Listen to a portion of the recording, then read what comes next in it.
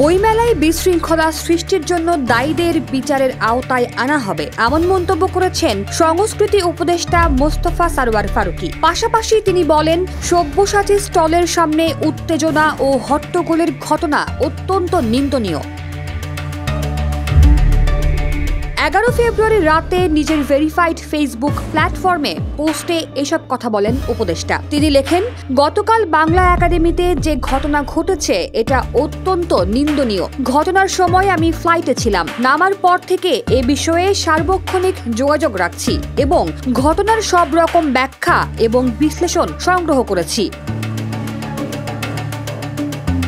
Academy ইতোমধ্যে একটি তদন্ত কমিটি গঠন করেছে উল্লেখ করে ফারুকী জানান, কমিটি 3 কর্মদিবসের মধ্যে রিপোর্ট দিবে এবং দোষীদের বিচারের আওতায় আনা হবে। সবাইকে উস্কানিমূলক আচরণ থেকে বিরত থাকার আহ্বান জানিয়ে লেখেন, এ বিষয়ে সরকারের স্পষ্ট বক্তব্য, এ ধরনের ঘটনা মেলা প্রাঙ্গণে আর ঘটতে দেওয়া যাবে না। আসুন আমরা সবাই উস্কানিমূলক আচরণ থেকে বিরত থাকি।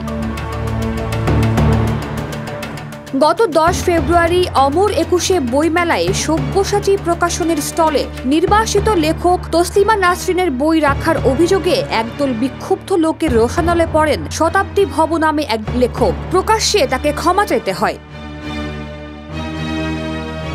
পুলিশের সাহায্যে পরে মেলা থেকে বের করে নেওয়া হয় ওই লেখককে। এ সময় এর পরপরই সাময়িক বন্ধ করে দেওয়া হয় স্টলটি। বাংলা একাডেমির সচিব ও বইমেলা টাস্ক ফোর্স কমিটি জানায়, এই ঘটনায় 7 সদস্য বিশিষ্ট একটি তদন্ত কমিটি গঠন করা হয়েছে।